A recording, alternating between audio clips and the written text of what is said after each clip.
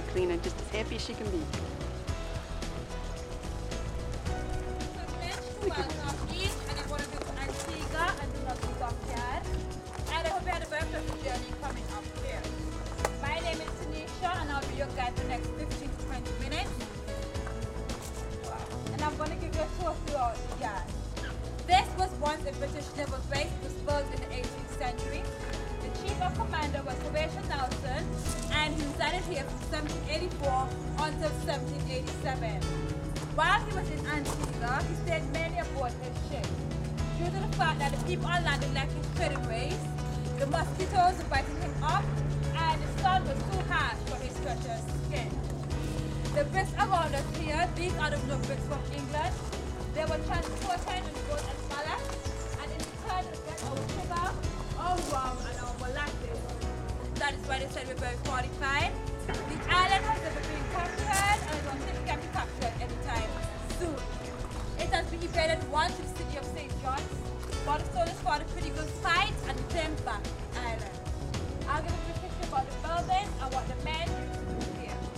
Pitch and tar, which is just the concrete of the boat's bottom, was stored in the building to the back of the sail.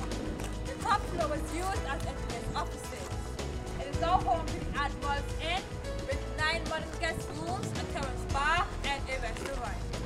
These pillars around in here, these are the remains of the boathouse and the sails loft. There was once a 2-story building on top of the pillars, but due to earthquake and a hurricane, it was broken down and never repaired.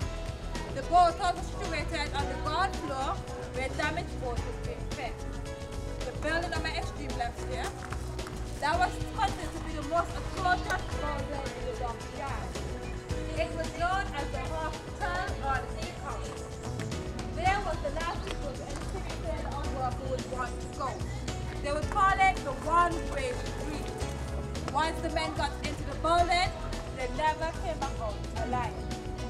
And the only medication they had back then was, can anyone guess? Rum. Yes, rum. At least the sailors died happy and rum. Stay safe, please, ladies and gentlemen. This area of the Dockyard was the busiest area back then. Here was where the men would work from sunrise until sundown, and they would only get 2 days off per year. Most of the men who work here in the yard, they died from sunstroke, malaria, lead poisoning, and other diseases. The gates straight to the back of you here, that is the only entrance in and out of the harbour on land.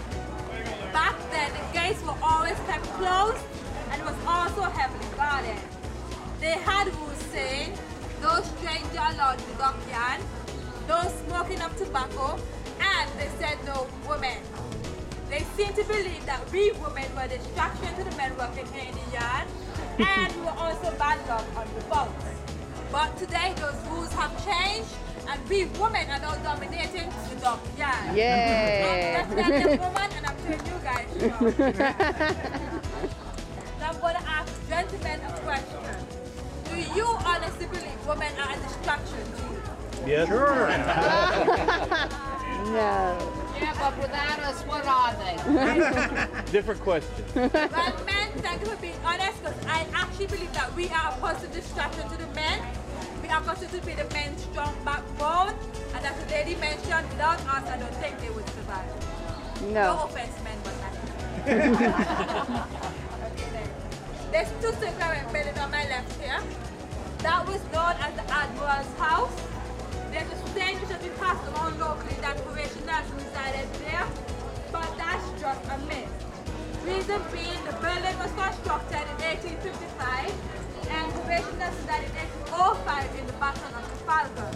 This was about 50 years after he died. It is now home to a museum and a gift shop. The building to the back of me here is the building. That is the copper and lumber store, where copper and lumber was stored on the ground floor, and the top floor was where sailors would sling their hammocks and sleep.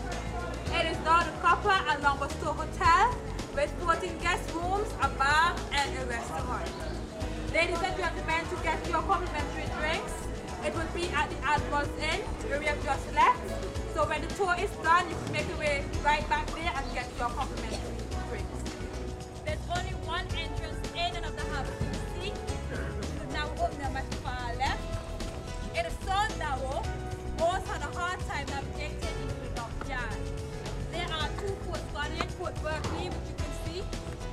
poor Charlotte was flushed away in an earthquake. Back then, they had changed boom money from both ports so that no unauthorized vessel can enter into the dockyard. If any had been sighted, they were given orders to shoot the ship first, then go and ask questions later. The house at the back of the hill here, that is known as the Clarence House in the Duke of Clarence lived. He resided there for 6 months. He had come to England. He got word his dad was ill. Princess Margaret spent half a honeymoon there. Then it was given up to Governor General, who lived and died in the house. Now there's so recent and the house is haunted. I don't know how true this is because I've never been into the building.